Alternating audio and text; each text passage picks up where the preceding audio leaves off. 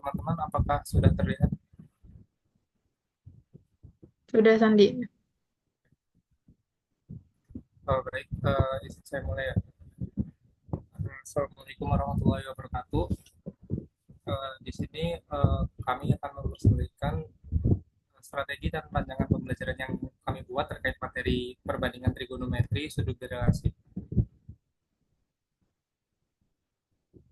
Nah, sebelumnya perkenalkan dari kelompok kami ada saya sendiri, Sandi Mahesa Dharma, dan rekan saya Muhammad Hadian.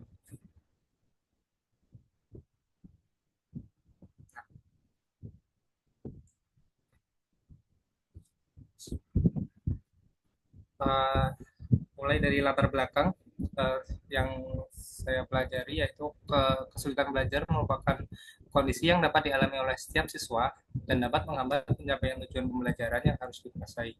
Dalam konteks materi perbandingan trigonometri sudut relasi ini, kesulitan ini seringkali timbul karena konsep-konsep yang melibatkan perbandingan sudut yang rumit dan aplikasi trigonometri sendiri yang membutuhkan pemahaman mendalam. Nah, alasan saya juga memilih materi ini adalah materi ini merupakan suatu materi prasyarat untuk materi trigonometri yang lanjutan.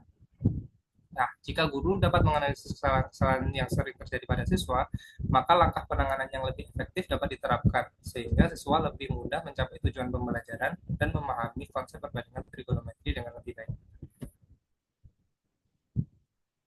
Ini dia kami sediakan peta konsep untuk materi kami sendiri.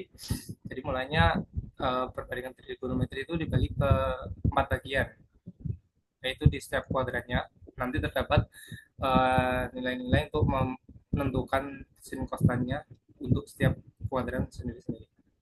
Nah, penting untuk kita ketahui terdapat kompetensi awal yang harus dikuasai sebelum mempelajari materi perbandingan trigonometri ini, yaitu yang pertama sudut istimewa, yang pasti kita tahu ya, sudut istimewa mulai dari 0, 30 derajat, 45 derajat, 60 derajat, 90 untuk setiap sin kostannya juga. Nah, berikutnya ada sin kostan pada segitiga siku-siku. Nah, ini seperti yang kalau di kita waktu SMP dulu itu uh, untuk menentukan setiap sudutnya. Jadi kayak sindeni, kosami, samping miring, tandesa, depan samping, kayak gitu. Nah, berikut analisis jenis dan contoh kesalahan siswa dari berbagai sumber yang kita dapat. Ya, sumber pertama, dari sumber ini saya jelaskan dulu, penelitian dilakukan menggunakan metode kualitatif yang melibatkan 9 siswa kelas 11 SMA dengan kemampuan penalaran matematik yang beragam dilihat dari tes awalnya. Instrumen soalnya sendiri sebenarnya ada 5, cuma yang berhubungan dengan materi trigonometri sudut relasi yang saya pakai ini cuma di soal kedua saja. Jadi kita fokuskan ke soal kedua. Dari jenis ini dapat 2 sampel kesalahan. Yang pertama, jenis satu ini didapat kesalahan siswa sendiri, yaitu kesalahan konsep ya. Siswa belum terlalu mengerti konsep dari perbandingan trigonometri sudut relasi dilihat dari jawaban ini.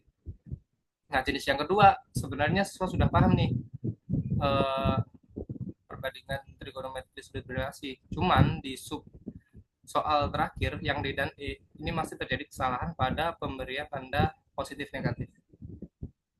Nah, ini dimasukkan ke dalam kesalahan kesalahan teknis. Berikutnya terdapat pada soal cerita. Nah, di sini kita lihat dulu soalnya ya. Sebuah tangga disandarkan pada dinding rumah. Besar sudut antara tangga dengan lantai adalah 70 derajat. Jadi yang ini 70 derajat. Dan panjang tangga adalah 4 meter. Tangga yang ini 4 meter. Tentukan jarak ujung bawah tangga dengan dinding. Nah, kita mencari ini. Jarak tangga ke dinding yang bawah. Kita lihat jawaban siswanya. Dilihat dari sini, dilihat perhitungan siswa kayaknya nggak ada yang salah ya. Cuma kalau kita lihat lagi, sebenarnya konsep yang dia pakai itu salah. Kenapa? Karena lihat dari jawabannya.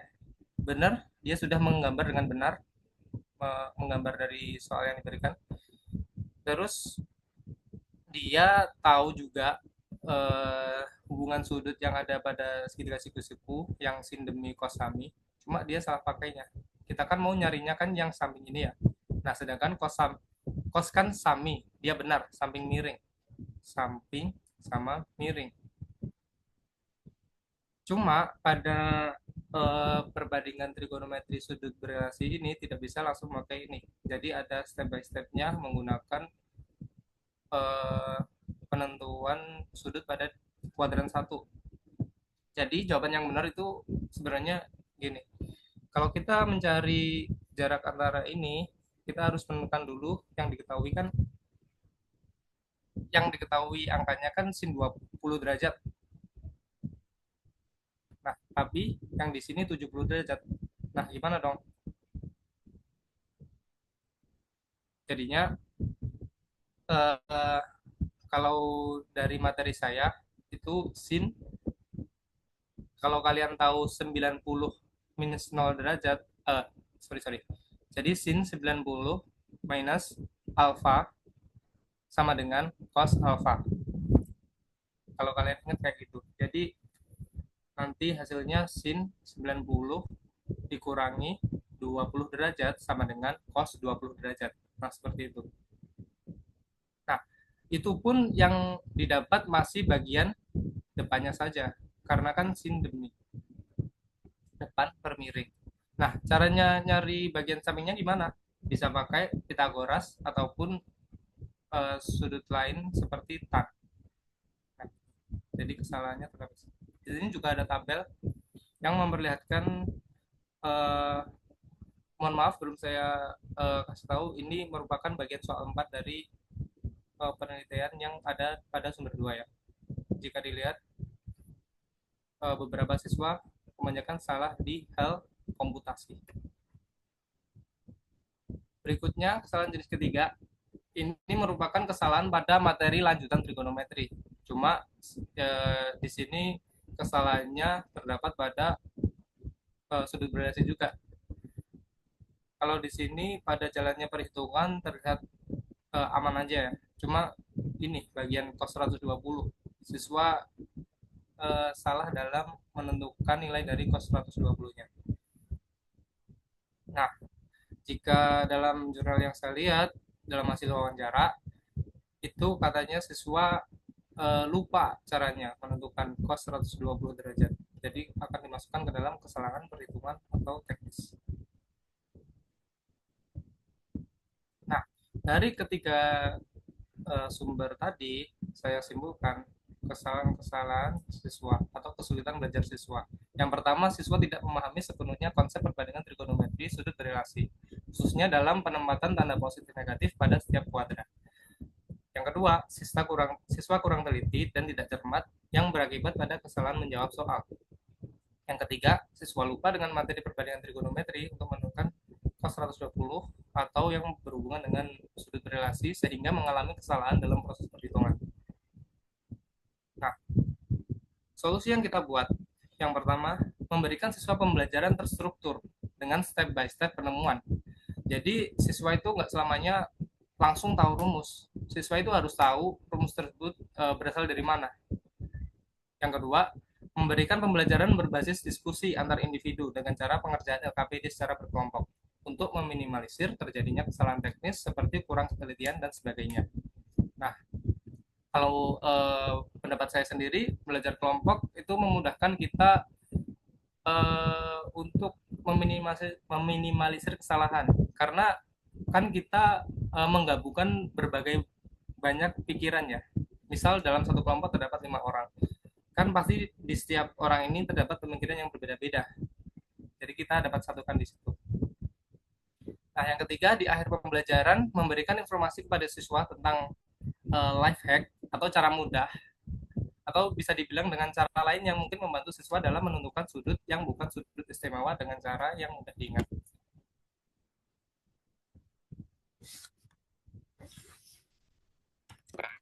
Baik, untuk selanjutnya itu adalah tujuan pembelajaran. Tujuan pembelajaran yang kami pilih di sini itu kami pilih berdasarkan masalah siswa yang ada di sebelumnya tadi. Yang pertama, Jadi setelah melalui kegiatan diskusi, siswa dapat menentukan nilai sin kostan, kotangan sekan, kosek untuk sudut di kuadran 1, 2, 3, dan 4 dengan benar.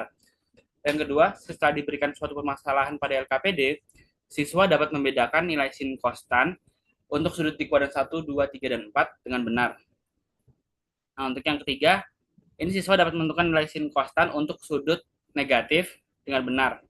Yang keempat, itu adalah siswa dapat menentukan nilai sin kostan untuk sudut lebih dari 360 derajat. Nah, untuk yang kelima, siswa dapat menyelesaikan masalah rasio trigonometri sudut di berbagai kuadran dan sudut-sudut berelasi melalui permasalahan yang diberikan dengan benar. Ini adalah contoh asesmen yang akan kita berikan kepada siswa.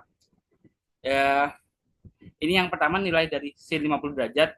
Ini soal pertama untuk mengukur dari tujuan pembelajaran yang pertama. Lalu untuk soal nomor 2, sin X itu sama dengan min setengah, dengan X berada pada kuadran 2, maka tentukan nilai X. Ini adalah untuk mengukur tadi tujuan pembelajaran yang kedua, di mana siswa dapat membedakan nilai sin konstan pada kuadran-kuadran yang ada. Lalu untuk yang soal nomor 3 ini, nilai dari 5 sekan 540 derajat dikurangi 4 cos 630 plus sin 360 derajat plus 3 450 derajat adalah. Nah, ini adalah untuk mengukur dia terutama di cos 630 sama sekan 540, di mana siswa mengukur nilai sudut yang lebih dari 360 derajat. Lalu untuk soal nomor 4 ini, siswa akan di sini ada kotangan min 330 derajat. Di sini siswa akan menghitung nilai dari sudut untuk sudut negatif. Lalu soal nomor 5, di sini suatu titik terletak pada jarak 2,5 meter dari alas tiang listrik. Apabila dari titik tersebut ditarik garis sampai menyentuh puncak tiang hingga membentuk sudut elevasi 37 derajat, hitunglah tinggi tiang listrik tersebut. Lalu di sini diberikan clue, itu tan 143 derajat sama dengan negatif 0,75. Di sini untuk mengukur tujuan pembelajaran yang kelima, di mana siswa akan diberikan masalah dan mampu menyelesaikan dengan benar. Untuk kegiatan pembelajarannya, yang pertama kegiatan pendahuluan. Di sini guru akan membuka pembelajaran seperti biasa. Lalu guru akan mengecek kompetensi awal yang terprasyarat yang sudah dipelajari oleh siswa dengan cara melakukan tanya jawab kepada siswa. Guru juga akan mengaitkan materi pembelajaran yang akan dilakukan dengan materi pembelajaran siswa sebelumnya. Ini guru juga akan menyampaikan garis besar tentang materi yang akan dipelajari. Lalu untuk penutup, guru akan meminta siswa untuk menyampaikan informasi apa saja yang sudah dipelajari. Guru akan meminta siswa untuk menyampaikan informasi apa saja yang sudah dipelajari tentang materi pembelajaran ini. Nah, untuk kegiatan intinya, di sini kita menggunakan discovery learning atau sistem belajar berbasis discovery. Nah, di sini utama itu guru membagi siswa. Pertama, guru akan membagi siswa ke dalam berbagai kelompok. Lalu guru akan membagikan LKPD ke tiap kelompok, di mana nanti siswa akan berdiskusi dengan anggota kelompoknya untuk menyelesaikan LKPD tersebut. Guru di sini hanya sebagai fasilitator dan juga mungkin membimbing siswa yang saat melakukan diskusi masih ada sedikit kesalahan atau guru nanti akan membenarkannya. Lalu di sini kita juga akan menggunakan PPT interaktif untuk mengatur alur jalannya kelas nanti.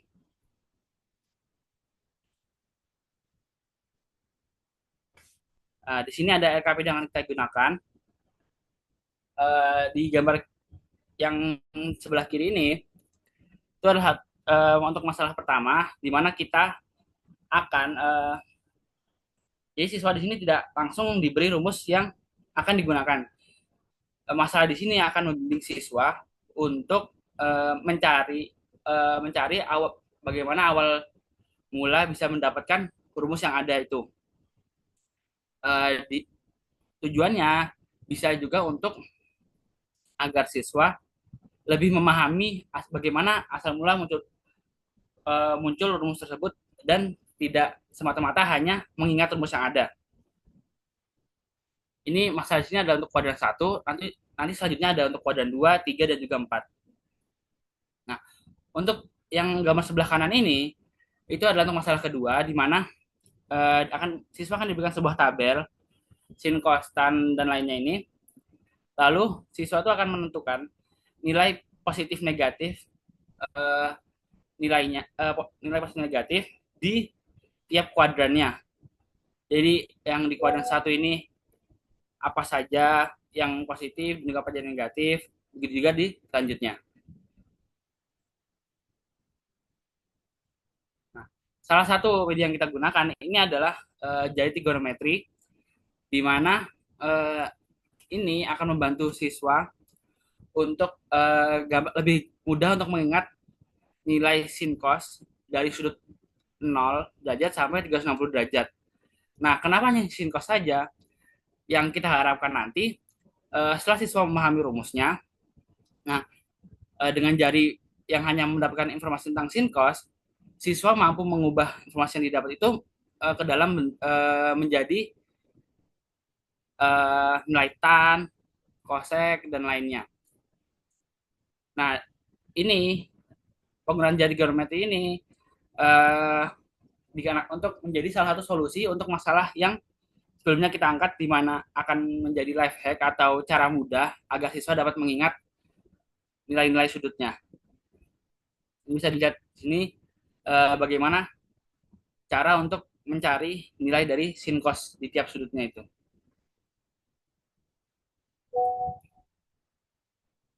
Uh, Sekian dari kelompok kami, mungkin dari teman-teman ada saran atau pertanyaan.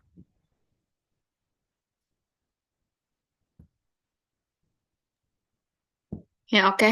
Baik, terima kasih kelompok 7. Silakan yang lain jika ada yang ingin ditanyakan atau mungkin ada hal yang ingin ditambahkan, silakan ya. Nah, sambil menunggu respon dari teman-teman yang lain, saya mau tolong dimajukan lagi PPT-nya yang di bagian RPS. RPP ya. Oke. Nah, untuk di bagian orientasi ini sudah oke ya. Lalu di bagian apersepsi, oke. Nah, biasanya kalau saya gitu ya, dalam membuat RPP atau mungkin dulu kan saya juga sempat mengajar SMA ya, guru SMA sebelum saya jadi dosen di sini. Nah, ketika saya membuat RPP itu bahasanya saya rubah supaya tidak template seperti ini. Kalau ini kan masih umum ya di pendahuluan dari mulai orientasi, apersepsi, pemberian acuan ini eh, sama gitu. Bisa dipakai di semua pelajaran gitu selain matematika, di semua materi gitu ya itu bisa. Nah, biasanya saya itu selalu mengerucutkan RPP-nya. Jadi di RPP ini saya tuliskan, misalkan guru mengecek penguasaan kompetensi yang sudah dipelajari sebelumnya. Ini saya tuliskan. Kompetensinya apa aja sih yang sudah dipelajari sebelumnya, misalkan tentang materi-materi ini gitu.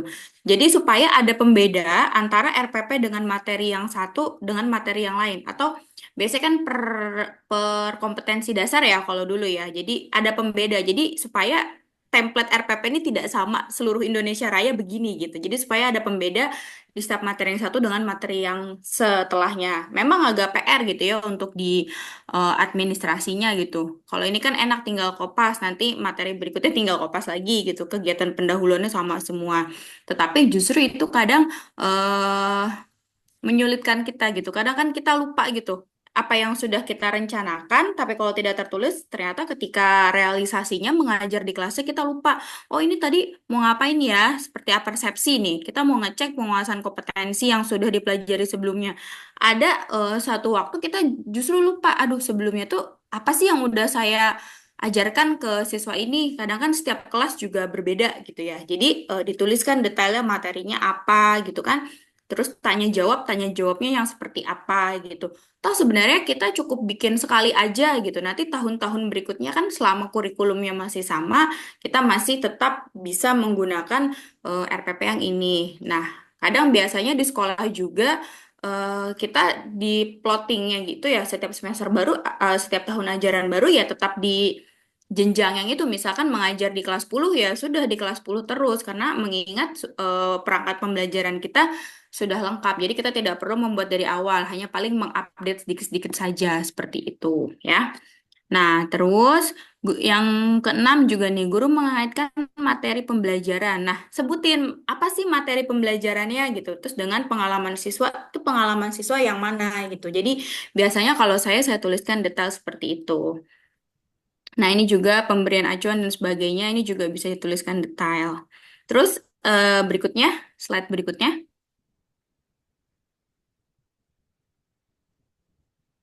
Nah, ini kan discovery learning ya, Ya. penemuan terbimbing ya. Nah, jadi kan ada discovery, ada inquiry ya. Jadi sebenarnya tergantung nanti kita menggunakan referensi yang mana, perbedaan antara si discovery dengan si inquiry itu. Nah, di sini langkah-langkahnya sudah betul sintaknya ya. Yang pertama, stimulasi atau pemberian rangsangan. Di sini guru memberikan pertanyaan pemantik. Nah, ini juga template ya, masih sama semua tuh untuk dipakai yang manapun gitu. Jadi kurang apa ya, masih kurang detail gitu ya. Nanti kalau memang mau memudahkan kalian dalam mengajar, ya monggo silahkan dibikin detailnya seperti apa. Terus, peserta didik mengamati salah satu masalah kontekstual yang disajikan guru pada media PowerPoint untuk menumbuhkan rasa ingin tahu. Jadi, kesannya itu dari bahasanya ini tuh pihak lain gitu. Di luar guru dan siswa gitu. Tapi kalau misalkan tadi kita detailkan, si RPP ini itu benar-benar kita yang bikin. Nanti saya tunjukkan contoh RPP saya ketika dulu mengajar. Jadi, kalau ini kan peserta didik mengamati salah satu masalah kontekstual yang disajikan guru, padahal kan kita yang menyajikan gitu. Kesannya kayak ini yang bikin tuh RPP-nya orang lain, terus kita yang melaksanakan, sehingga di RPP ini belum tertuang tuh apa saja yang akan gurunya itu laksanakan, seperti itu. Terus step kedua, identifikasi masalah, stepnya sudah sesuai ya. Di sini guru membagi siswa ke dalam 4 kelompok, oke. Guru memberikan LKPD juga sudah bagus. Guru memberikan permasalahan untuk didiskusikan di setiap kelompok. Nah, ini mungkin bisa dilampirkan di LKPD-nya ya. Jadi, dalam kurung terlampir boleh. Karena kan nanti untuk detailnya ada di LKPD. Lalu, sintak berikutnya ada pengumpulan data. Siswa masing-masing kelompok dalam kelompok, siswa masing-masing kelompok dalam kelompok juga membahas dan berdiskusi, saya bingung nih bahasanya ya, nanti diperbaiki. Juga membahas dan berdiskusi tentang permasalahan berdasarkan petunjuk LKPD. Nah, sebenarnya dari di sini masih kurang detail nih. Pengumpulan data itu kan bisa dilakukan misalkan kita kaitkan dengan pengalaman siswa belajar dengan materi yang sudah-sudah. Jadi, materi yang sudah-sudah itu poin-poinnya apa saja dikumpulkan untuk mengerjakan materi yang ini. Nah, misalkan ini kan masih di awal ya, trigonometrinya masih di perbandingan ya, kalau tidak salah tadi. eh Materi prasyaratnya apa sih kalau untuk di materi ini? Materi prasajarku sendiri itu ada sudut berelasi sama hubungan sudut yang sin demi cos kami kayak gitu. Oh, berarti ini bukan di awal trigonometri ya? Coba deh ke awal lagi deh di bagian tadi. Ini apa? Kompetensi dasar ya? Apa sih sekarang bahasanya tuh? Nah, ini mana ya?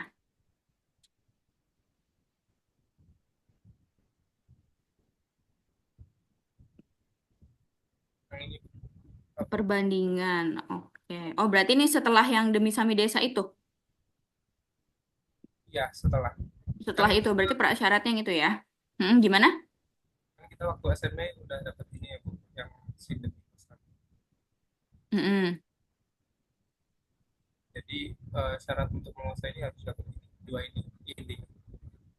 Nah, jadi berarti di collecting data tadi harus didetailkan lagi apa sih data yang dikoleksi gitu. Apalagi kan ini katanya prasyaratnya sudah di SMP, sudah beberapa tahun sebelumnya gitu kan. Jadi harus dicek lagi nih, benar nggak sih pada langkah ini siswa tuh benar-benar dapat data apa saja yang dikoleksi. Jadi sehingga indikatornya lebih jelas apa yang akan dikoleksi, apa yang dibutuhkan di materi yang sekarang gitu ya. Lalu di sini guru berkeliling mencermati siswa dalam kelompok dan menemukan berbagai kesulitan yang dialami siswa dan memberikan kesempatan untuk mempertanyakan hal-hal yang belum dipahami. Nah, ini boleh. Terus yang ke-9, guru mengarahkan siswa dalam kelompok untuk menyelesaikan permasalahan dengan cermat dan teliti. Oke, boleh. Lalu pengolahan data ini langsung ya dari LKPD. Ini sudah oke. Lalu pembuktian ini dipresentasikan. Oke, kesimpulan, resume dan buat kesimpulan secara lengkap. Ya, oke. Berikutnya, slide berikutnya. Ini LKPD-nya ya. Oke. Ini masih pada kuadran 1 aja Ibu. Sebenarnya kita Mm-mm. ada LKPD yang fullnya. Mm-mm. Nggak dilampirkan di sini. Eh, Cuma apa boleh? Ya, kan ini satu kesatuan pembelajaran ya. Jadi kalau untuk lampiran, dilampirkan aja semuanya. Ini masih yang di kuadran 1. Terus dari kegiatan di atas, isilah tabel berikut. Oh, ini tanda yang negatif positifnya Kalau ya. tabel beda Ibu. Yang di kuadran 1 yang sebelah kirinya aja. Yang ini. Mm-mm. Ya, tabelnya 4 kuadran, di sininya 1 kuadran Ya, doang gitu itu ya. setelah itu Nah, setelah mempelajari semua kuadran baru ada tabel. Baru Oh, gitu. Oke, bagusnya sih lengkap ya, full ya. Oke, berikutnya, slide berikutnya. Oh, ini ininya ya, untuk menghafalnya ya. Berikutnya lagi, udah tadi ya.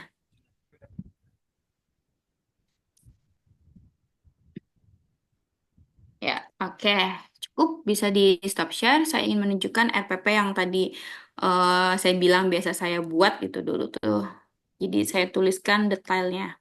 Nah, kebetulan trigonometri juga dan kebetulan discovery juga waktu itu saya pakai, tapi materinya di aturan sinus dan kosinus. Sudah muncul ya?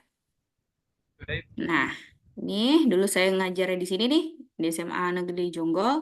Nah, di sini ini masih RPP yang lama ya, masih kurikulum apa nih dulu saya lupa nih.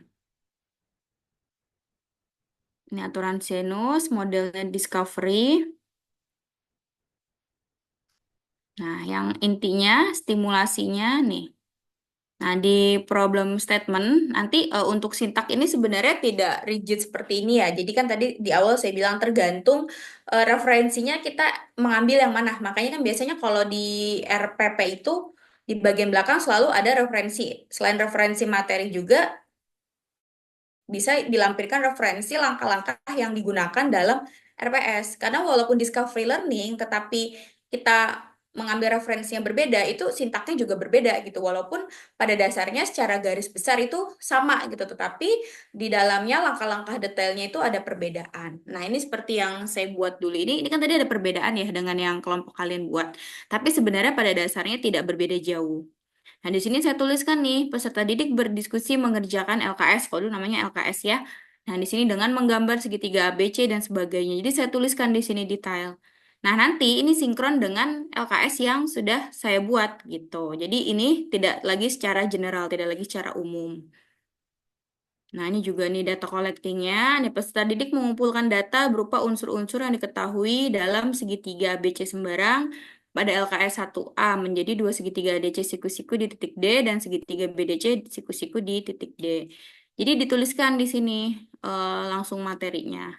Memang agak PR ya, agak apa namanya ribet gitu secara detail. Tapi kalau memang kita bikinnya hanya sekali gitu kan, jadi tahun depan, tahun-tahun berikutnya masih bisa digunakan. Nah, seperti ini. Jadi apa namanya RPP-nya sudah detail. Nah, untuk RPS apa RPS lagi? LKS-nya, bentar saya cari dulu nih. Mudah-mudahan masih ada ya. Udah beberapa tahun yang lalu soalnya.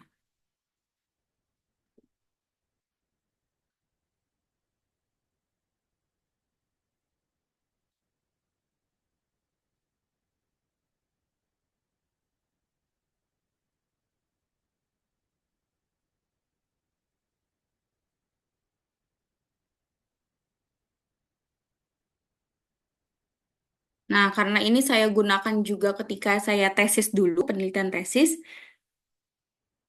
Jadi, saya kombinasikan dengan kemampuan apa nih yang mau kita ukur gitu kan. Jadi mengukurnya bukan hasil belajar. Kalau misalkan ulangan biasa kan mungkin untuk mengukur hasil belajar. Jadi secara keseluruhan gitu hasil belajar matematika. Nah, nanti kalau untuk kalian mungkin di penelitian skripsi atau tesis itu hasil belajar tidak bisa. Jadi harus dispesifikan lagi hasil belajar apa nih yang ingin kalian ukur. Hasil belajar matematika kan banyak ya, kemampuan matematis. Misalkan mau kemampuan berpikir kritis atau kemampuan ini gitu. Misalkan kita mau tahu nih sejauh mana sih kemampuan berpikir kritis siswa kita gitu.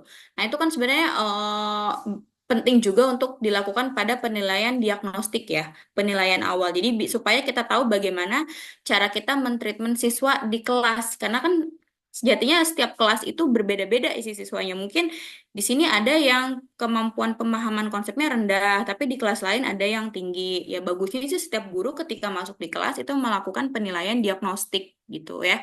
Jadi didiagnosa dulu nih kemampuan siswa kita di kelas itu seperti apa. Jadi treatment yang kita berikan nanti bisa jelas gitu. Nah, ini contoh LKS-nya. Ini ketika saya tesis dulu ya. Materinya aturan sinus dan kosinus. Ini masih kurikulum lama dulu. Nah, jadi ini saya pakai Discovery, saya kombinasikan dengan kemampuan berpikir kritis. Karena saya mau mengukur kemampuan berpikir kritis siswa dibantu dengan model pembelajaran Discovery Learning. Nah, di sini step-stepnya begini. Jadi dikasih petunjuk. Jadi di soalnya itu bertujuan siswanya tuh benar-benar melakukan step by step yang ada di soal ini. Jadi nggak langsung kayak soal misalkan ada gambar segitiga, AB sekian, BC sekian, AC berapa gitu kan. Walaupun sama-sama menggunakan konsep aturan kosinus dan aturan sinus, tapi kalau yang langsung ada gambar itu kan tidak menimbulkan kemampuan apa-apa gitu menurut saya. Jadi soalnya dibuat seperti ini, bernalarnya dapat gitu ya. Nah, nanti di sini mereka mengerjakan nih. Terus step yang B juga sama, cuman kalau tadi yang di 1.A itu yang ditanya perbandingan sin A dan sin B. Kalau yang di B itu perbandingan sin B dan sin C. Nanti di sini sin A dan sin C. Dari ketiga tadi harus disimpulkan apa sih yang kalian dapatkan dari step A, B, dan C tadi dari perbandingan sin A, sin B, sin C, dan sekarang yang ketiga ini sin A, sin C. Nanti disimpulkan di sini gitu. Jadi kan tadi ada langkah terakhir kan ya. Nah, nanti kunci jawabannya seperti ini.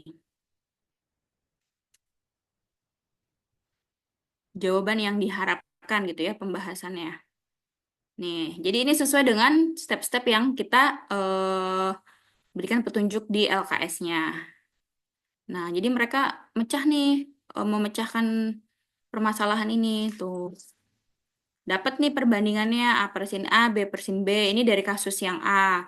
Lalu permasalahan yang B kan tadi diminta perbandingan sin B dan sin C. Nah, gambar segitiganya ya disesuaikan dengan petunjuk di soalnya. Jadi benar-benar siswa tuh awalnya tuh bingung, ini tuh disuruh ngapain. Dia hanya punya petunjuk seperti ini aja. Dan rumusnya belum ada gitu. Jadi kalau kita mengajar itu, jangan tiba-tiba kita masuk ke kelas langsung kasih rumus. Kalau ini aturan sinus langsung kita kasih tuh dikotakin di depan. A per sin A sama dengan B per sin B sama dengan C per sin C.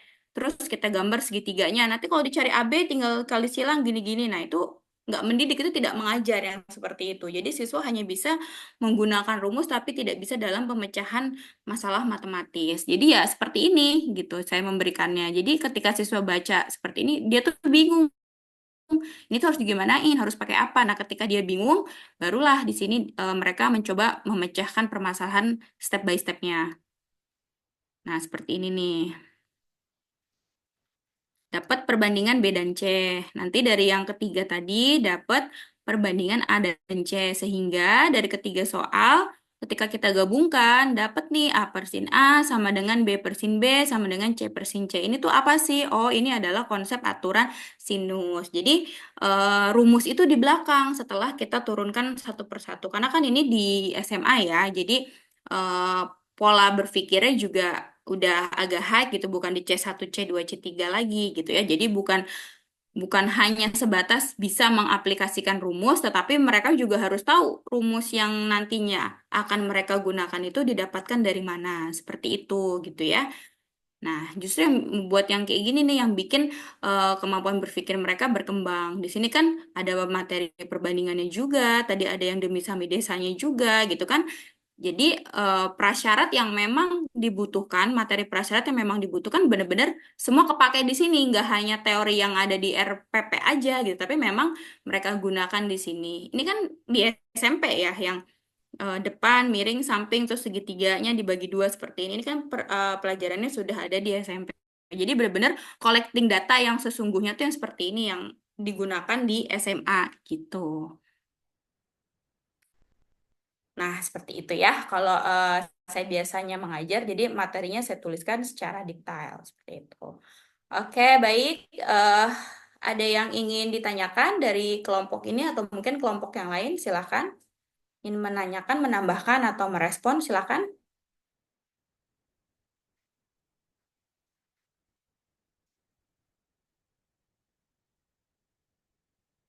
Tidak ada? Cukup? Paham semua ya? Oke, jika sudah paham, kita lanjut kelompok berapa berarti? 8 ya sekarang ya? Kelompok 8 sudah hadir semua belum anggotanya? Sudah, Ibu. Sudah. Oke, silakan. Siapa yang mau presentasi? Rangga ya? Oke. Ya, sama-sama saya izin pembagian, Ibu. Saya izin sastra. Oke.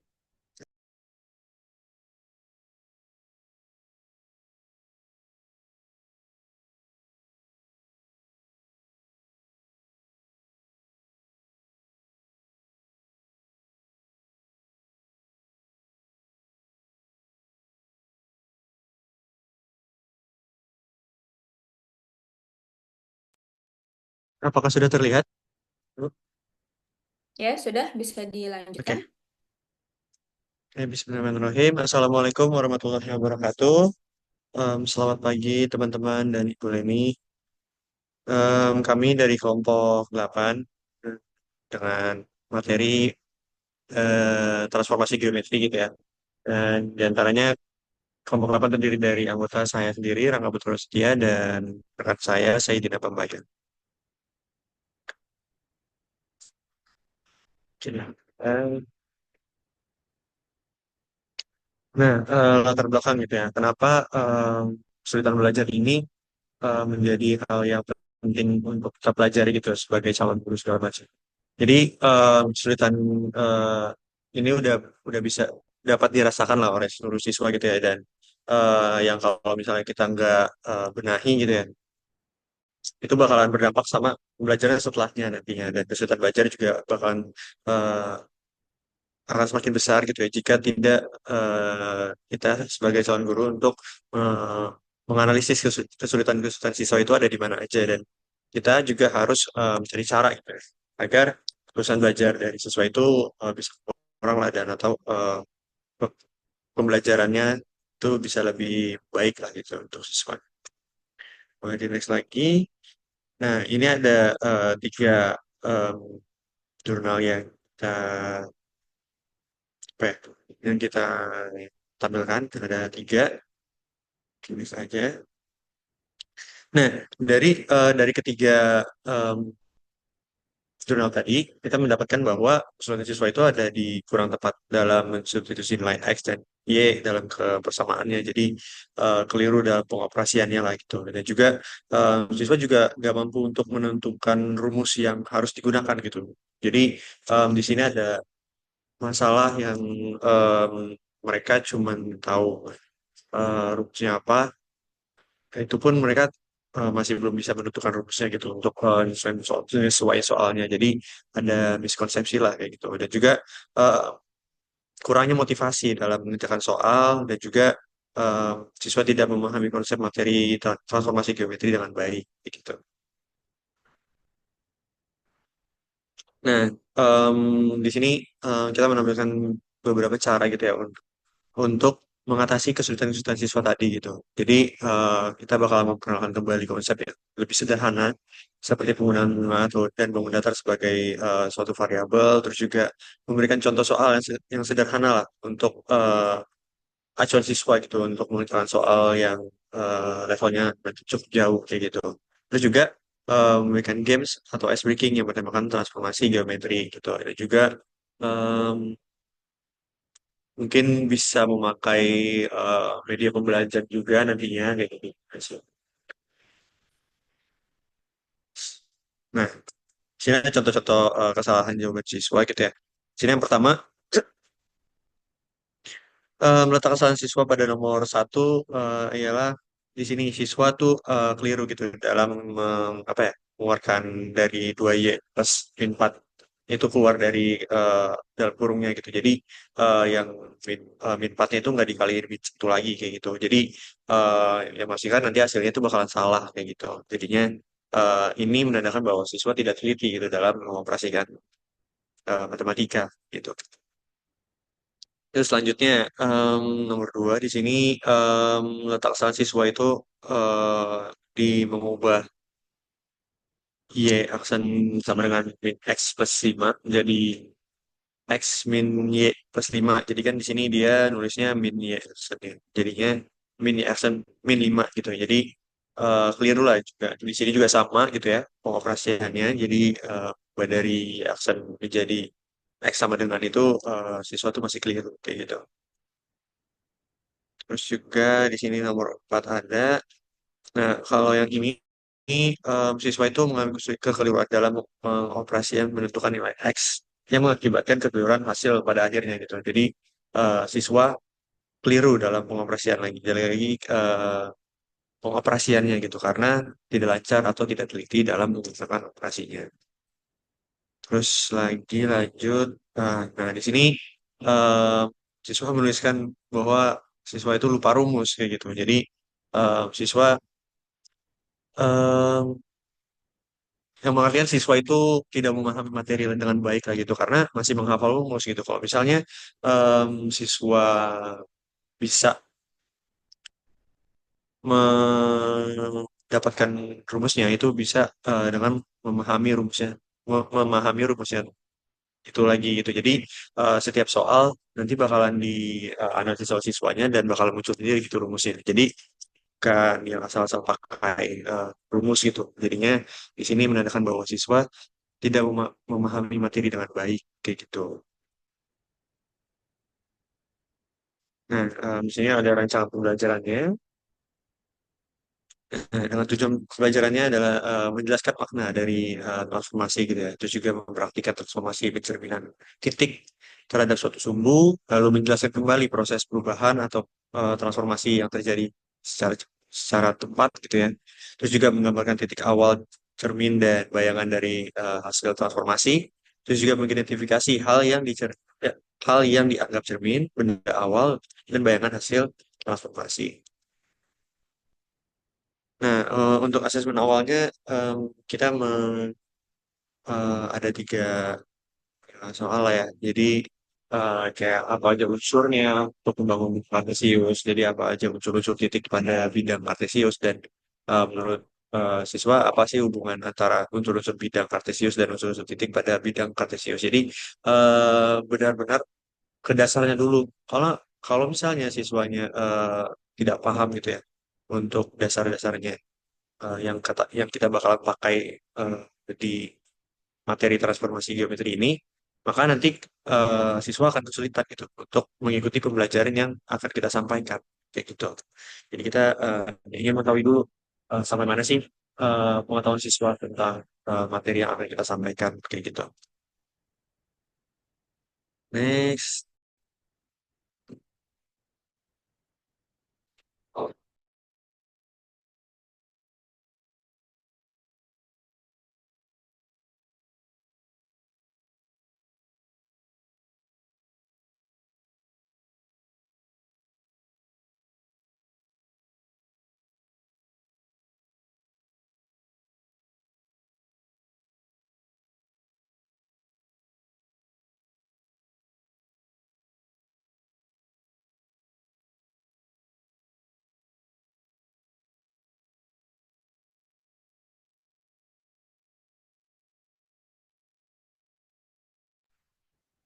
Cek, cek, cek.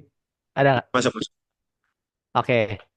Jadi kita langsung ke RPP-nya. Jadi sebelumnya ini RPP yang udah kami susun secara menurut kami sih udah oke gitu, udah matang. Boleh langsung di scroll ke bawah, Rangga, tolong.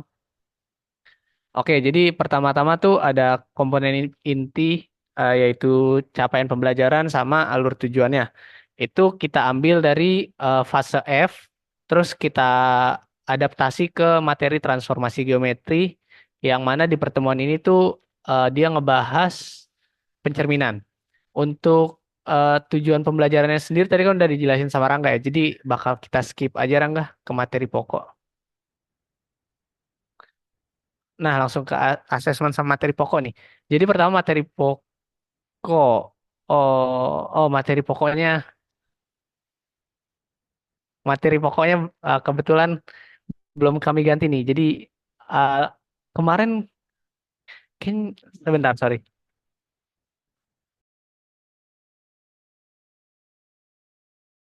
Oke, jadi kami tuh bikin dua link OneDrive. Kayaknya ini di link yang satunya yang udah diubah materi pokoknya. Jadi kita langsung ke assessment aja. Ke assessmentnya aja. Boleh di scroll dikit, Rangga? Oke, jadi pertama ada assessment diagnostik. Itu tuh kalau mungkin di pertemuan-pertemuan sebelumnya teman-teman nulisnya sebagai assessment awal atau kayak pretest. Jadi kita tuh ngetes murid-muridnya tuh punya pengetahuan yang dibutuhin nggak buat menyelesaikan materi yang bakal mereka dapat nih. Jadi kalau kita belajar soal transformasi kan tentunya kita butuh bidang kartesius yang pertama. Jadi asesmen diagnostiknya tuh pertama mengingat bentuk dari bidang kartesius, terus mengetahui unsur-unsurnya karena balik lagi ke awal nggak sedikit murid-murid tuh yang tadi di jurnal mereka kayak kesalahannya salah substitusi nilai X dan Y-nya. Terus habis itu mereka juga harus ngerti nih perbedaannya titik yang di bidang kartesius sama titik-titik yang mau dipakai sama bayangannya gitu. Gimana ya? Sorry, sorry. Jadi mereka harus bisa ngebedain nantinya titik awal sama titik bayangannya, maksudnya kayak gitu. Terus abis itu ada assessment formatif itu tuh maksudnya kayak soal latihan di tengah-tengah materinya buat ngecek sejauh ini tuh mereka bisa ngikutin apa enggak. Yang terakhir ada assessment summatif atau assessment yang me- menyimpulkan semuanya. Jadi singkatnya tuh ini assessment akhir buat ngelihat siswanya tuh nangkap materinya dengan baik apa enggak secara keseluruhan gitu. Nah, untuk pembelajarannya sendiri mungkin buat teman-teman bisa sambil dibaca ya, aku bacain. Jadi yang pertama guru tuh mengkondisikan kelas ya. Jadi ini kegiatan awal biasa, tapi sambil nanti dikasih tes diagnostik tadi, asesmen diagnostik buat ngecek nih tes ombak anak-anaknya masih pada ngerti apa enggak. Kalau sekiranya nggak ngerti, nanti udah disediain di poin ke-6 guru tuh bakal nyampein lagi materi-materi sebelumnya sama materi pembuka buat materi di sini tuh pencerminan, transformasi geometri pencerminan. Terus gurunya nanti habis itu langsung nge-start aplikasi GeoGebra buat media pembelajaran sebagai alat bantu mereka menyelesaikan permasalahan di kegiatan intinya di poin 1 orientasi didik pada masalah. Jadi kan mereka langsung bikin kelompok 5 orang nih. Nanti habis mereka bikin kelompok, itu mereka langsung dikasih LKPD buat mereka lihat-lihat. Nanti LKPD-nya ada di bawah, bakal dikasih lihat. Nanti mereka boleh make GeoGebra buat ngeliat-liat nih gambarnya ini jadinya kayak gimana sih gitu. Dan tadi tuh di awal kan di poin 6 yang awal guru menyampaikan materi pembelajaran sebagai awalan ya. Jadi guru tuh ngejelasin kalau pencerminan tuh sama aja kayak kita ngeliat cermin nih. Contohnya tuh kayak kita lagi bercermin. Jadi kalau kita lagi bercermin, rupa kita masih sama. Nah, jarak kita ke cermin sama jarak bayangan ke cermin kan kayaknya sama gitu. Atau bisa dibilang sama. Jadi eh, konsep kayak gitu tuh bisa kamu pakai atau kamu terapin ke materi pencerminan ini. Nah, dari situ nanti siswanya boleh apa namanya? Mengeksplorasi sendiri dengan GeoGebra. Ini tuh cara ngejawabnya gimana sih? Oh, kalau jaraknya sama berarti ini ke sini sama cermin ke sini tuh berarti harus sama gitu-gitu. Nanti setelah mereka istilahnya eksplorasi sendiri, guru bakal ngasih pertanyaan pemancing kayak yang di poin 1, 2, 3, 4 dengan tanda kurung. Terus habis gurunya ngasih pertanyaan pemancing. Nanti gurunya bolehin nih anak-anaknya tiap-tiap kelompoknya buat ngasih tahu jawabannya dan saling berdiskusi atau mungkin kalau ada yang berbeda jawabannya saling menyanggah. Terus habis itu mungkin kan itu yang namanya diskusi anak-anak yang jatuhnya eksplorasi mandiri, kemungkinan besar ada kekeliruan ya. Nah, di situ peran guru tuh langsung terjun nih setelah mereka selesai diskusi. Jadi pas diskusi gurunya nggak ngeinterupsi lah gitu, ngebiarin anak-anaknya saling diskusi. Setelah selesai diskusi baru diklarifikasi, yang ini tuh masih kurang pas nih konsepnya atau maaf atau kayak yang ini nih pemahaman kamu agak beda nih sama yang harusnya kita pelajarin. Jadi yang benar tuh kira-kira kayak gini.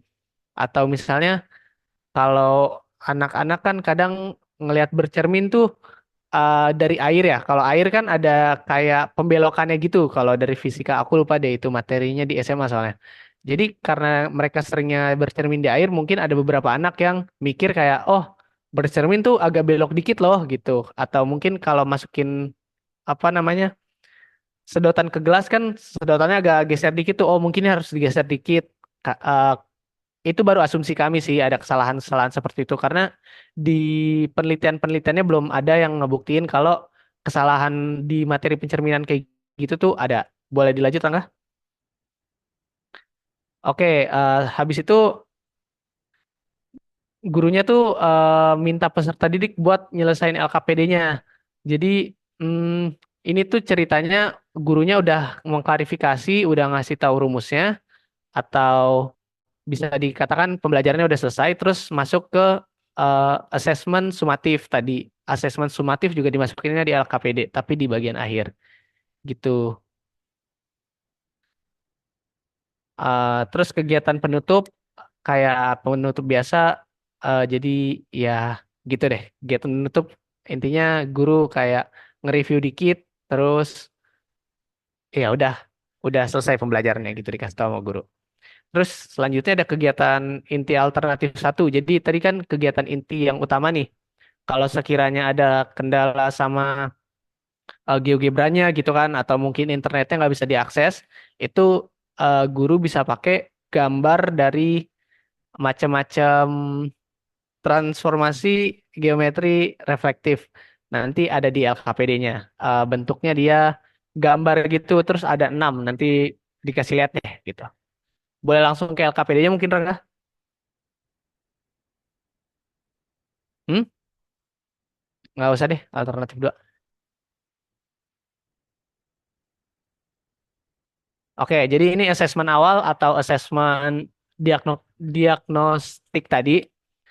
Boleh dilihat uraian soalnya, Rangga. Nah, jadi uraian soalnya tuh pertanyaannya, jadi nyari tahu, mereka tuh masih ingat nggak sih unsur-unsur pembangun bidang Kartesius, terus unsur-unsur titik pada bidang Kartesius, sama hubungan unsur-unsur titik pada bidang Kartesius tuh apa aja? Buat mungkin kalau Bu Leni atau teman-teman bingung maksudnya unsur-unsur titik bidang Kartesius gimana tuh yang kami maksud di sini. Jadi kalau biasanya kan ditulis titik A itu 3,2. Jadi unsur pembangunnya itu lokasi X dan Y-nya dari si titik gitu maksudnya sih. Terus kalau unsur-unsur pembangun bidang Kartesius tuh sumbu X sama sumbu Y aja. Buat ngecek mereka tuh ingat nggak sih apa itu bidang Kartesius gitu. Boleh LKPD-nya Rangga? Nah, ini ini asesmen formatif yang uraian soalnya. Nah, ini tuh jadi eh, si gurunya ngasih soal atau kami ngasih soal yang nggak susah gitu. Karena tadi udah dijelasin reflektif atau refleksi itu jaraknya sama kayak ke cermin. Eh, kayak jarak kita ke cermin sama jarak bayangan ke cermin itu sama, mereka bisa nerapin itu ke sini pakai GeoGebra gitu. Boleh dilanjut ke asesmen sumatif ya, Rangga?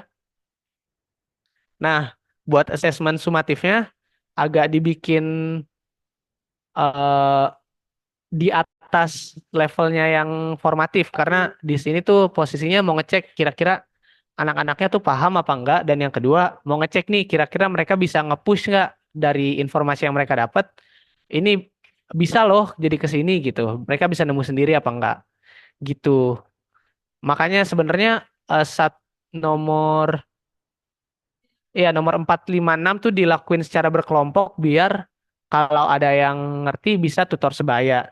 Niatnya begitu. Boleh LKPD terakhir enggak? Nah, ini LKPD buat yang alternatif satu. Jadi kalau misalnya GeoGebra-nya nggak bisa, gurunya bisa pakai ini nih buat ngasih lihat. Oh, yang mana nih yang refleksi? Coba kira-kira cari kalau bentuknya sama atau mungkin gurunya nanti nyediain cermin juga nih. Coba kamu bercermin, kuping kanan di kanan nggak, kuping kiri di kiri nggak. Nah, kalau di sini apa nih yang salah gitu ya? Yang mana yang benar, yang mana yang salah? Gitu sih teman-teman dan Ibu Leni. Kira-kira kalau ada yang sekiranya kurang pada LKPD atau PowerPoint kami, boleh banget tolong disampaikan. Saya serahkan kembali ke Bu Leni.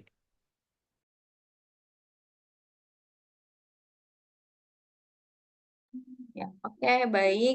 Terima kasih kelompok 8. Yang lain, apakah ada yang ingin bertanya atau ingin menambahkan? Barangkali silakan.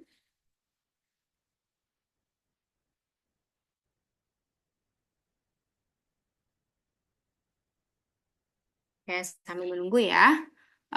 Berarti ini materinya transformasi geometri di kelas berapa tadi? 11.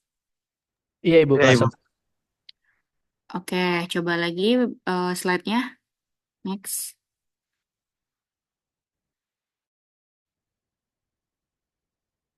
Oke, berarti saya lupa bertanya tadi. Berarti ini awalnya kalian observasi langsung ke siswanya gitu, ke sekolah gitu ya? Waktu kemarin itu. Enggak Bu, jadi kami tuh lebih ke ngira-ngira sih Bu, itu baru asumsi kami kalau yang kesalahannya. Tapi kalau sejauh yang di PowerPoint itu kita ngambilnya dari jurnalnya. Hmm. Kalau Mm. dari Bu Pipitnya mengarahkannya bagaimana? Ngambil dari jurnal sih, Ibu. Jadi ada dasarnya gitu. Jadi kita pakai penelitian-penelitian dari yang ada di jurnal kayak gitu, Ibu. Jadi kita dasarnya dari sana. Kalau yang tadi gambar analisis kesalahan siswa itu dari jurnal juga yang tadi kamu Iya, tampilin. iya, itu dari jurnal juga, Ibu. Ya, coba di bagian tadi dong yang analisis kesalahan. Nah, jadi kalau yang bisa saya lihat ya dari ini 2 siswa kan di halaman 1 dan 2 tadi beda siswa apa sama siswa? Kalau dari jurnalnya beda sih Bu. Beda siswa.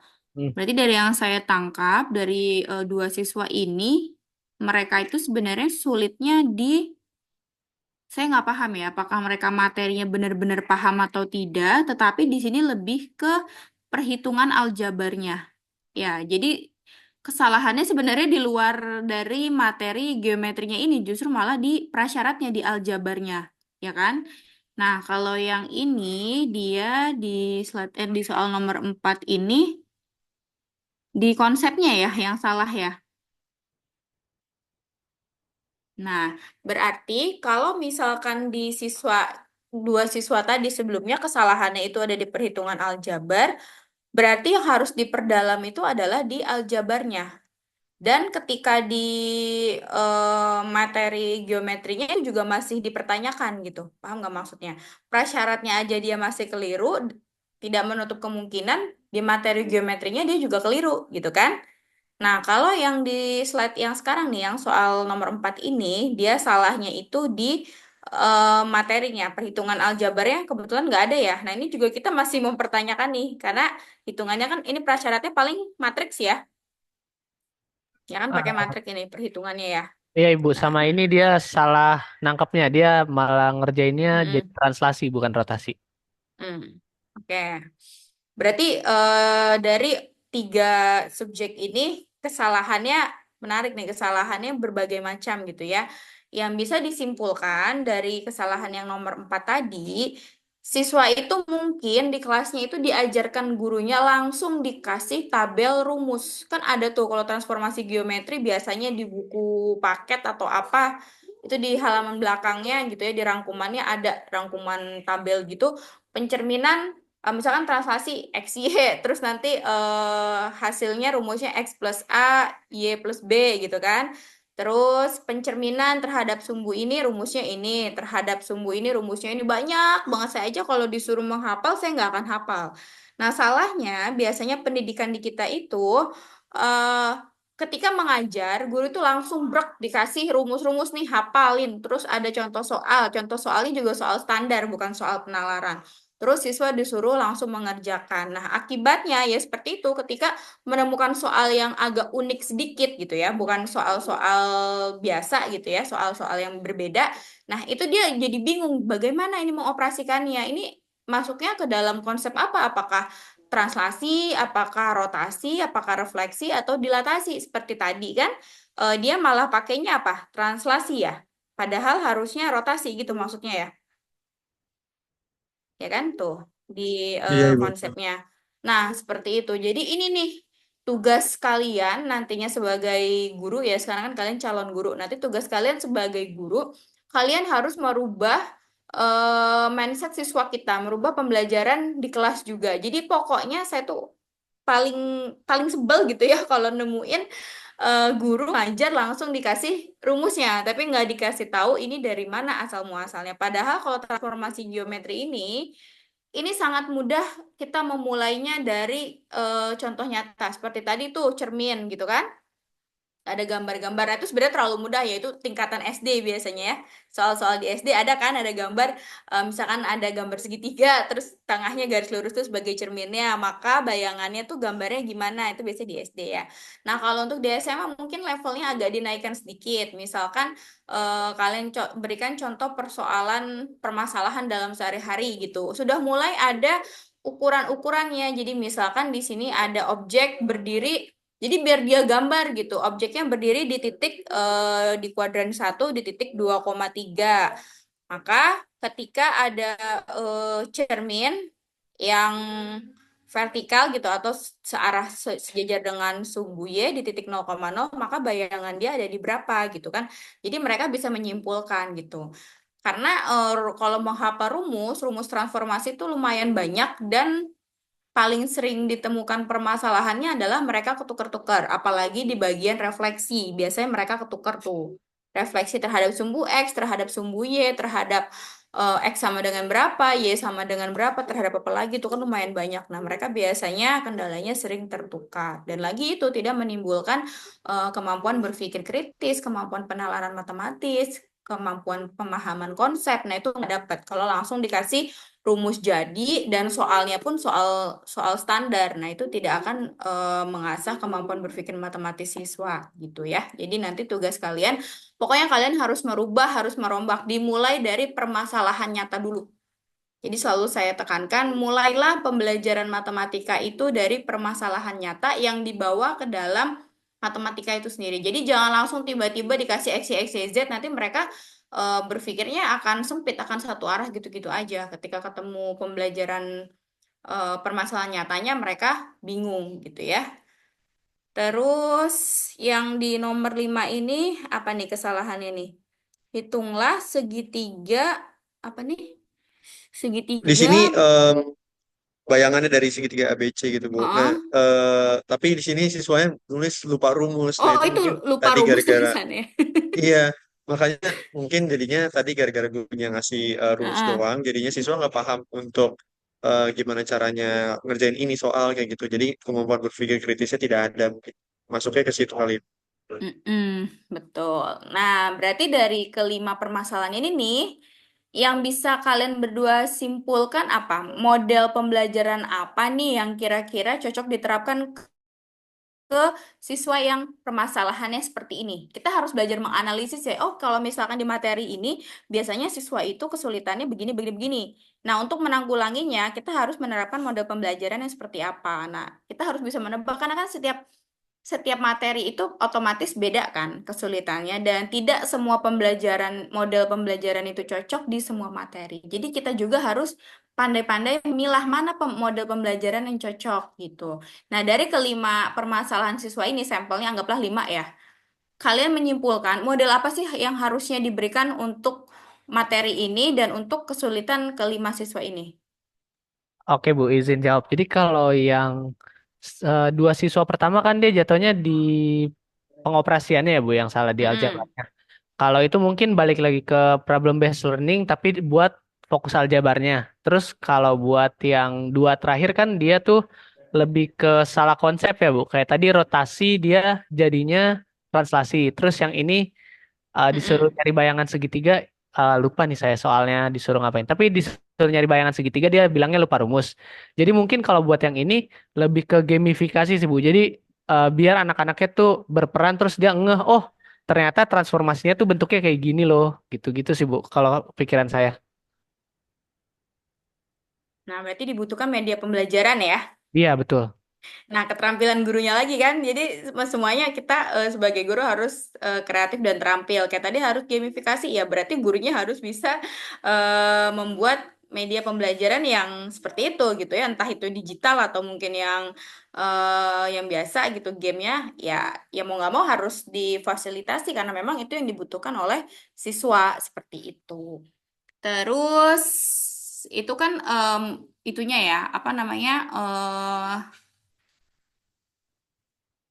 pendukungnya yang tadi media pembelajarannya ya. Kalau untuk problem based learningnya juga bagus tuh. Jadi menggunakan problem based learning yang tadi saya bilang pembelajaran itu berangkat diawali dari permasalahan matematika yang dibawa ke dalam konsep matematis ya, sehingga siswa itu paham pencerminan tuh maksudnya. Jadi bukan karena pencerminan gitu. Kadang ada loh siswa SMA yang padahal nama materinya tuh udah jelas banget menunjukkan konsepnya. Misalkan kayak ini transformasi nih, submaterinya pencerminan, jelas banget pencerminan kata dasarnya cermin. Tapi ada siswa yang nggak ngeh gitu. Penamaan pencerminan, oh mungkin emang namanya aja pencerminan. Padahal kalau kita lihat gitu, pencerminan, kata dasarnya cermin. Berarti konsepnya itu sama seperti kita sedang bercermin. Apa aja nih konsep kita sedang bercermin? Nah, ada loh siswa SMA yang tidak kepikiran soal itu gitu. Jadi ketika dijelaskan, ketika selesai menjelaskan dia baru bilang, "Oh, ini mah sama kayak kita berdiri di depan kaca ya, Bu." Lah, kan emang itu gitu ya. Jadi kadang nalarnya agak lama gitu ya. Ketika selesai dijelaskan baru bernalar. Nah, itu masih agak bagus sih dibanding yang udah selesai dijelaskan masih bingung ini tuh sebenarnya materi ngapain gitu ya. Jadi supaya kalau kita mengajar seperti itu dari permasalahan itu supaya matematika itu tidak dipandang abstrak banget gitu ya. Jadi siswa udah terlanjur takut duluan nih ketemu matematika karena apaan sih kayaknya nggak kepake banget di kehidupan sehari-hari gitu. Padahal kan banyak sekali ya permasalahan sehari-hari yang bisa kita selesaikan dengan matematika seperti itu. Nah, ini untuk RPP-nya ya. Ayo, RPP-nya boleh kopas kan? Makanya tadi ada yang belum diganti tuh. Apanya tuh tadi yang belum diganti? Iya Bu, jadi Pancasila. iya, jadi kita ngambil dari contoh RPP mata kuliah lain, terus Mm-mm. ganti isinya gitu Bu. Nah, kan makanya RPP jangan dibikin terlalu umum dan bahasanya juga nggak usah sepadat ini. RPP tuh sebenarnya ya kalau yang pengen sebenar-benarnya gitu, ya udah kita buat yang simple, yang realistis aja gitu, yang memang bisa kita laksanakan di dalam kelas gitu. Kadang kalau RPP-nya terlalu tebal gitu ya, kebanyakan kita sendiri lupa gitu. Apa sih yang udah kita isi di RPP? Alhasil antara realisasi dengan rencana yang sudah dibuat itu melenceng jauh. Ya memang ya namanya rencana itu tidak 100% terrealisasi, tetapi minimal ya melencengnya nggak jauh-jauh. Makanya saya bilang RPP itu bikinnya yang simple, yang memang benar-benar ingin kita realisasikan di kelas gitu. Nggak usah terlalu banyak bahasanya. Kadang ada yang sampai berlembar-lembar kebanyakan. Nah, itu tidak maksimal kalau kata saya ya. Jadi hanya membuang waktu guru untuk membuat administrasinya saja seperti itu. Terus ini tadi sudah bagus ya ada penilaian diagnostik. Tadi di kelompok sebelumnya saya sudah menjelaskan. Jadi kita harus sudah tahu nih sebelum mengajar kira-kira apa sih yang dibutuhkan siswa kita di kelas sehingga treatment kita ketika mengajar itu cocok gitu kan, sama kayak kita kalau lagi di rumah sakit gitu kan, sebelum dokter ngasih obat, ngasih perawatan harus didiagnosa dulu, ditegakkan dulu diagnosanya. Ini penyakitnya apa sehingga obat yang cocok diberikan apa. Nah, sama dengan pembelajaran di kelas. Jadi kita asesmen dulu nih kira-kira yang dibutuhkan di kelas ini tuh apa sehingga nanti ketika berlangsung pembelajaran itu cocok dengan yang memang dibutuhkan siswa tersebut di kelas karena kebutuhan setiap kelas itu dia berbeda gitu ya, walaupun tidak ada kelas unggulan kelas biasa tapi pasti ada perbedaan antara kelas yang satu dengan kelas yang lainnya. Dan biasanya kita ngajarnya juga paralel kan, kelas misalkan kelas 11.1, 11.2, 11.3 gurunya sama gitu, nggak ngaclok-ngaclok gitu.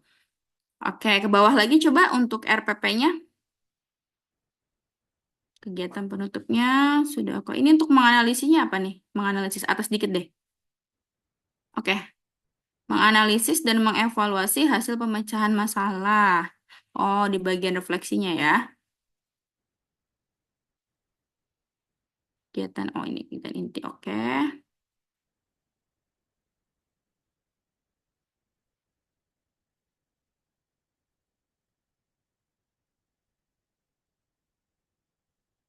Ya, oke, cukup. Itu ya. Sebenarnya lebih enak lagi kalau observasinya tadi, dasar permasalahan siswa tadi didapat selain dari jurnal, juga bisa kalian dapatkan secara langsung di sekolah, observasi langsung. Misalkan kalian nyebar soal gitu, terus siswa kayak penelitian aja, penelitian kualitatif ya, menganalisis kesalahan. Jadi siswa ngisi, terus kalian analisis ini seperti apa, soalnya kalian buat, kalian sesuaikan. Kalau tadi kan dapat dari jurnal potongan-potongan aja kan, bahkan kalian nggak tahu soal aslinya apa ya. Hanya ada biasanya artikel itu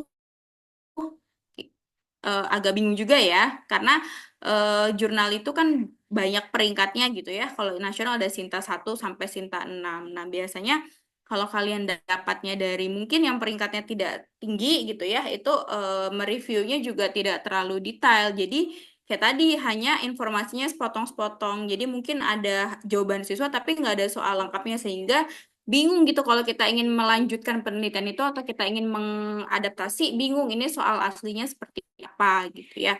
Ya yang paling enak ya observasi langsung ke lapangan. Jadi kalian yang buat soalnya, indikatornya kalian buat, terus kalian buat soal, kalian sebarkan dan kalian analisis sendiri. Itu kan lebih greget gitu, kayaknya lebih ngepas gitu di lapangan ya. Tapi mungkin karena keterbatasan waktu dan segala macam ya, lebih simpel memang mengambil dari penelitian, dan itu pun kalian harus selektif. Kalau misalkan mengambil dari penelitian sebagai referensi, itu dicek dulu itu berasal atau bersumber dari jurnal yang bereputasi atau tidak, seperti itu ya. Karena kan setiap semua orang sekarang bisa menulis gitu ya. Oke, baik. Cukup ya. Terima kasih. Kelompok berapa nih? 8 tadi ya. Mungkin ada yang ingin ditanyakan lagi atau ada yang ingin ditambahkan. Kita sampai 9.40 ya, karena ini hari 2 SKS ya. Oke, ada lagi. Tadi saya sudah kirim linknya ya ke PJ. Jadi selain kalian sudah dikumpulkan dalam satu drive, biasanya saya suka lupa download. Jadi kalian submit saja ke link yang saya berikan tadi, ke PJ-nya sudah. Ini kelas ini jadwal luring daringnya sesuai ya? Sama gitu, dua, dua luring, dua daring, apa gimana tuh aturannya kemarin? Kita tuh kalau ini bapak yang mau dari mendesak buat orang yang lulus yang dari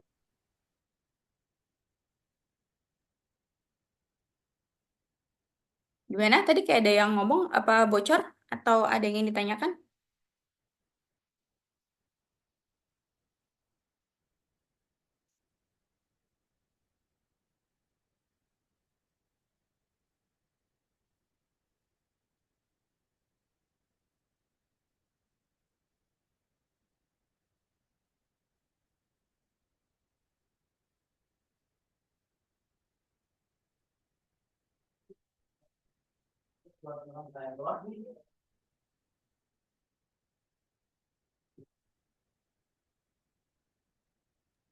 Ibu maaf tadi Dwi sepertinya bicara dia mau lewat Mm-mm. laptop saya. Iya Bu, jadi kan jadi dia per minggu gitu loh Bu. Jadi kelas kita Mm-mm. ini daring minggu ini. Jadi minggu depannya itu kita luring gitu Bu, selang-seling. Berarti nanti kita bisa luring setelah di tanggal 14 November ya, karena sebenarnya saya masih cuti ini. Nanti dikabari saja kalau misalkan memang kelas daring, jadwalnya berarti ini sama dengan yang di Siakat ya, Jumat jam 8 ini, sama. Iya betul Ibu sama. Oke, baik. Kadang saya suka tuker gitu kan, ada kelas A, ada kelas B. Oke, baik. Cukup ya. Jika tidak ada lagi yang ingin ditanyakan, maka perkuliahan hari ini saya cukupkan. Terima kasih semuanya. Assalamualaikum warahmatullahi wabarakatuh.